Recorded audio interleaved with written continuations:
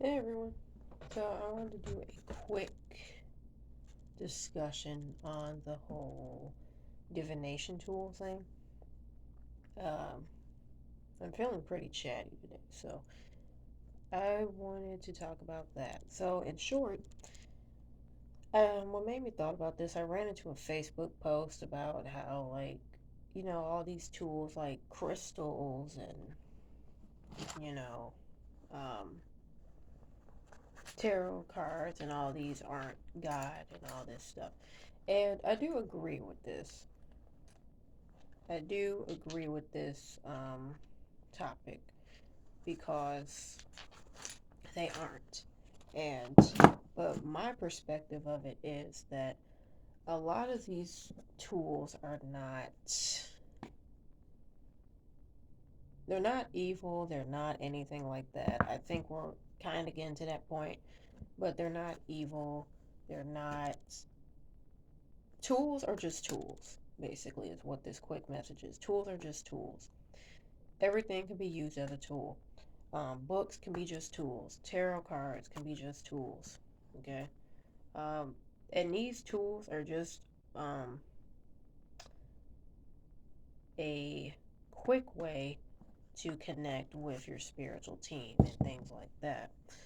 To connect with the universe and get the messages down, probably in a quicker way, maybe, depending. Rather, it's through tarot cards, oracle cards, playing cards, bibliomancy, which is using books to divine what you need to do, things like that, or what messages you get from books. That's a divination people don't talk about much. I personally enjoy it.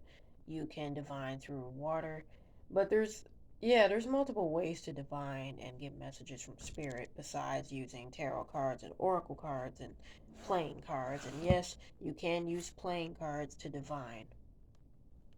You can use those to divine. Playing cards are kind of more like practical energy, practical means to things. Um, you know, like it could be basic things like, oh, they got a free app. Okay, let's see what for. Let's see if I can remember one from scratch. But it's basic messages and things like that. Okay, things like that. Um, and that's more practical messages and things like that. Um, but one of the things my higher self is teaching, or my soul, or my spirit team, I had this inner message on the Libra full moon yesterday that it's time for me to learn how to not be codependent on the tools. Now, these tools aren't bad. No. The main thing I would say when you are using these tools is to give an affirmation of who, like, only beings of my highest good that want to protect me and are giving me loving guidance or that are for my highest good are meant to enter this space. Or you could just call in specifically who you're trying to talk to. I wouldn't say go ahead and just talk to any fucking thing. You got to really discern and put boundaries on who you're trying to communicate with when you're using divination tools. That's pretty much all it is. So, like, and what your intention is when you're talking about these tools. So, like, for instance, usually when I use divination tools, I use it to communicate with my spiritual team. They're the main ones I'm talking to. Okay.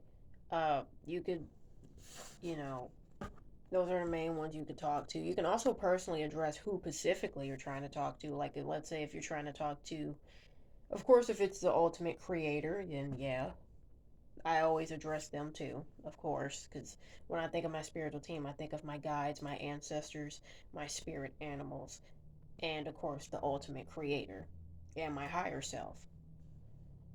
Okay, so that's what I would mainly go for all the time. You can also address specific deity, you can address specific ancestor, and things like that. Uh, it's just about setting boundaries on this path. Y'all just gotta learn how to set boundaries. It's the same thing with people. Spirits are almost like people. You know, you work with deities, you promise them something, you better keep that promise. And it's not in like a threatening way, I don't think. I'm still, I'm still new to the whole working with deity thing, so I don't know. But, um, what was my point with this video though? Divination is just tools. Use them to, if you feel called to intuitively to, or if you feel called to in a dream or something like that. But don't get too hooked on the tools. Don't be codependent. This video is just basically saying you can use tools. Tools aren't evil. You just got to set boundaries with spirits like you do with people in your life. And that um, use them, like if you have guidance, apply that guidance. Find a way to apply the guidance you get from these readings in practical means, like Neptune and Capricorn energy. You need to put that in practical means for your everyday life so that you can better yourself on this path. But do not become codependent on these divination tools to the point where you're forgetting that you have that power. You already have an intuition. You already have your own psychic gifts. Sometimes I do recommend, like, if you don't know already, if you don't know, especially when it comes to your lineage and what your lineage's abilities are, because everybody's family have their own gifts that's passed down to them. And if you don't already know those, you could get a reading, or you could just ask your ancestors or your living relatives in itself, or you could just pay attention to what they do. But yeah, don't just it's just a balance. Everything is balance. Everything is ma'at, basically. Um, only use I definitely recommend only using them when you feel called to. Um, you know. So just remember you always have an intuition, you're always naturally connected to spirit. And you can use other tools of divination. Like people are like, "Oh, well, you just have to use tarot cards." No, you hell. Back in the day, they used to divine through the clouds and through water and through the wind. You can ask the elements what messages they have for you. You can, you can scry in a bowl of water.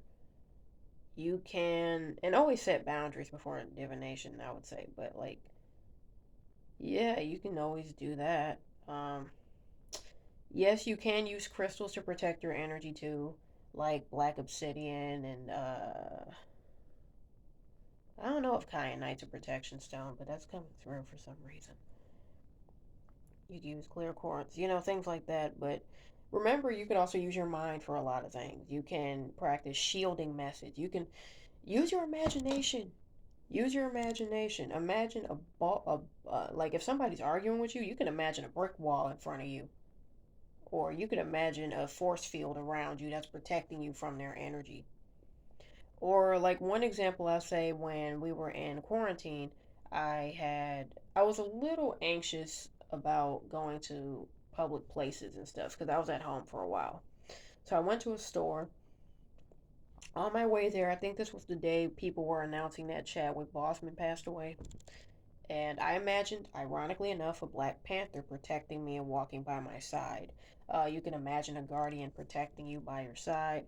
Or you can, if you have the Bible, you can use a Bible verse and speak it over yourself and, you know, or your family and your home. If you know which one to use, I'm still new to the Bible and all that, so, that's another one. Um, yeah. Um, I guess the majority of this is learn your power and use it. Learn how to use it in practical ways.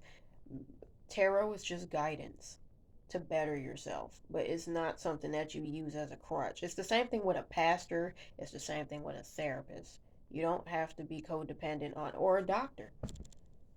They just give you guidance. Now, whether you choose to use it or not use it is up to you, and just don't be codependent on them because you have the power within you already. Okay. Um, yeah, I guess that's the message for the day. I might come back later, I'm not sure. But I hope this video helped somebody, and peace.